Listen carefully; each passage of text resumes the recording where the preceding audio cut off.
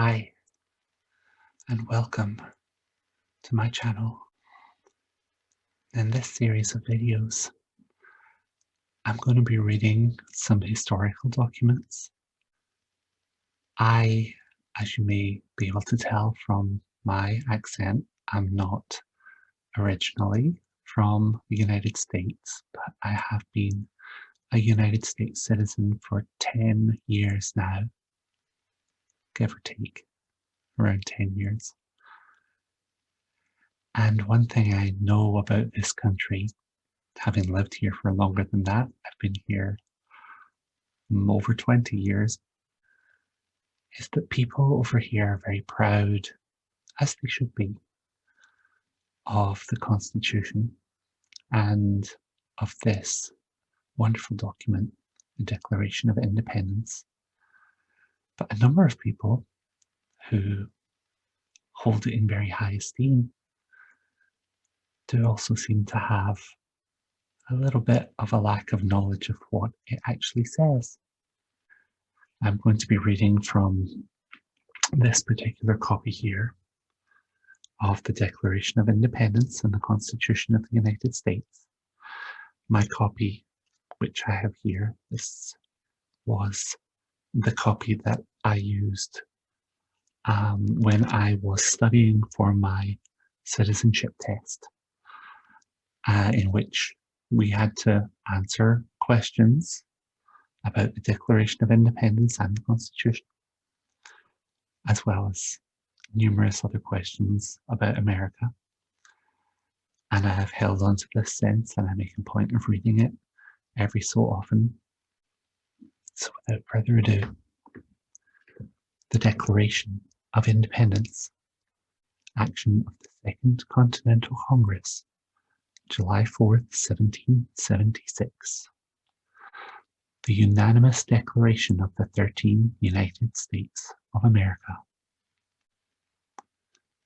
When in the course of human events it becomes necessary for one people to dissolve the political bands which have connected them with another, and to assume among the powers of the earth the separate and equal station to which the laws of nature and of nature's God entitle them, a decent respect to the opinions of mankind requires that they should declare the causes which impel them to the separation.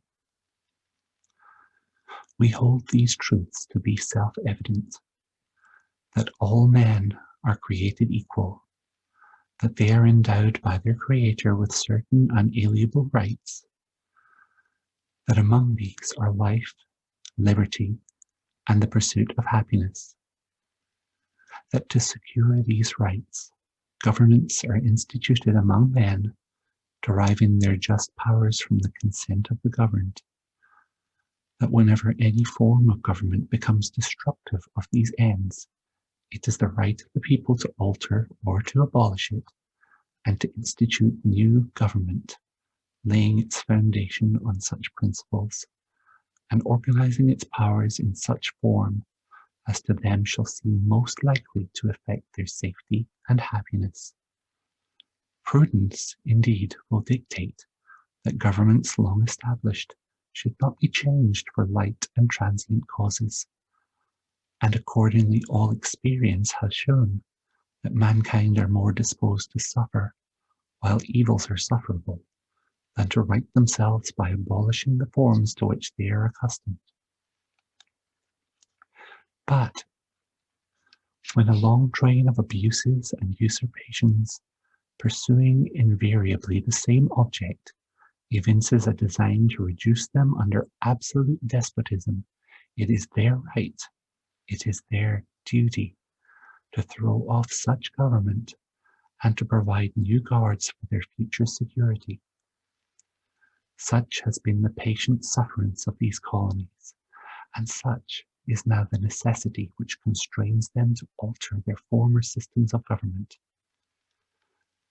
The history of the present King of Great Britain is a history of repeated injuries and usurpations, all having in direct object the establishment of an absolute tyranny over these states. To prove this, let facts be submitted to a candid world. He has refused his assent to laws, the most wholesome and necessary for the public good. He has forbidden his governors to pass laws of immediate and pressing importance, unless suspended in their operation till his assent should be obtained, and when so suspended he has utterly neglected to attend to them. He has refused to pass other laws for the accommodation of large districts of people, unless those people would relinquish the right of representation in the legislature, a right inestimable to them, and formidable to tyrants only.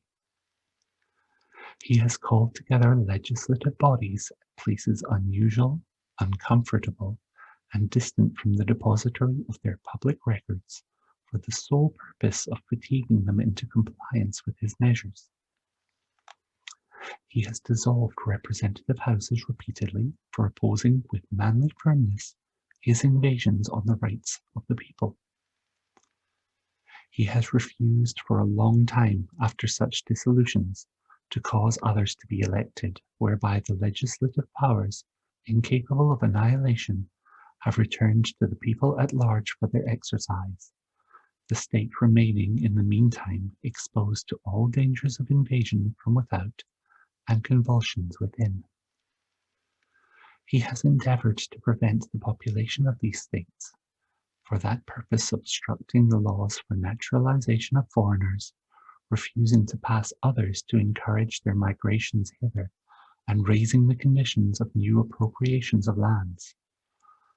He has obstructed the administration of justice by refusing his assent to laws for establishing judiciary powers. He has made judges dependent on his will alone for their tenure of their offices and the amount and payment of their salaries.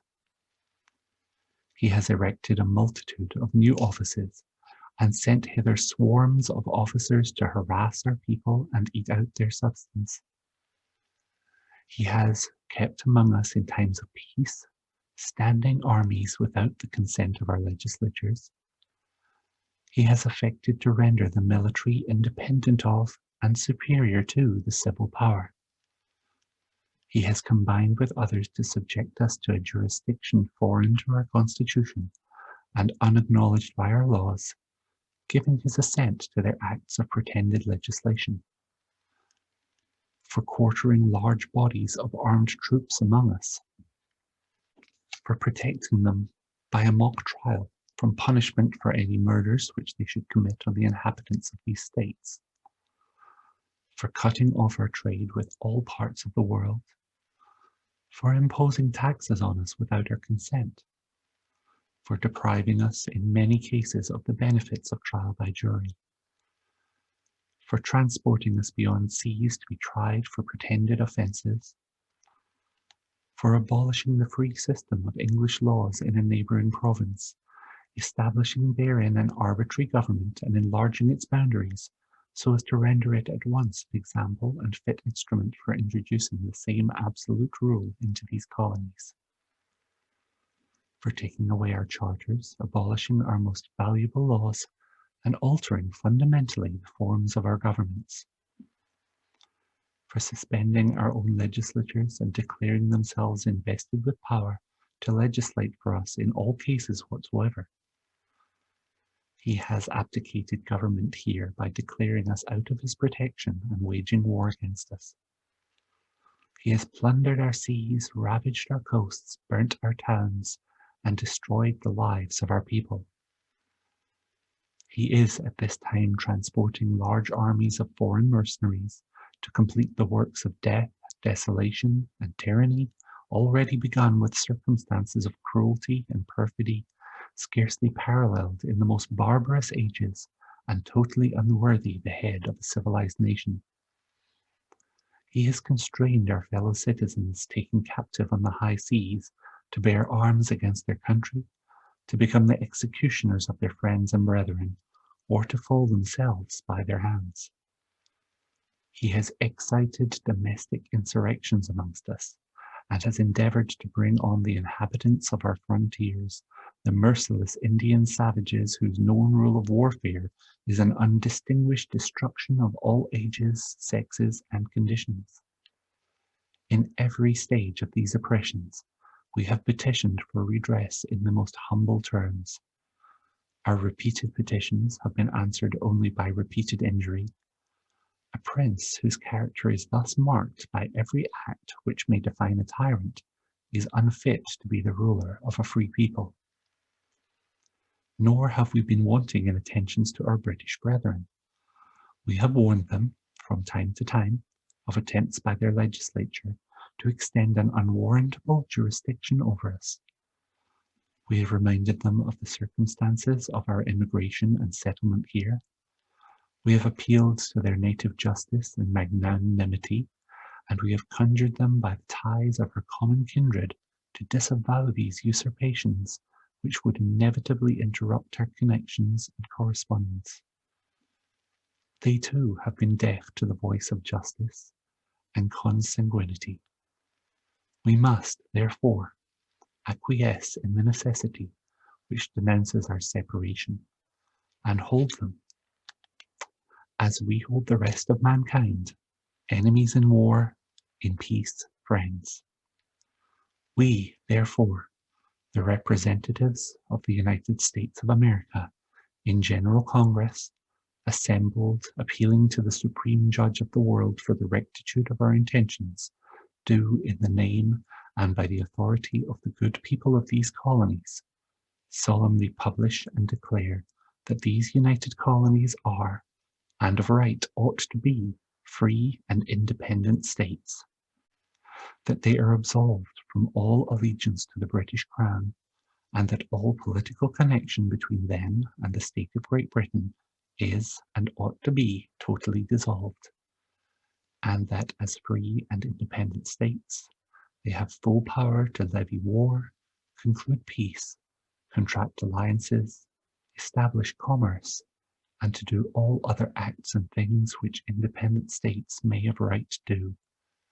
And for the support of this declaration, with a firm reliance on the protection of divine providence, we mutually pledge to each other our lives, our fortunes, and our sacred honor.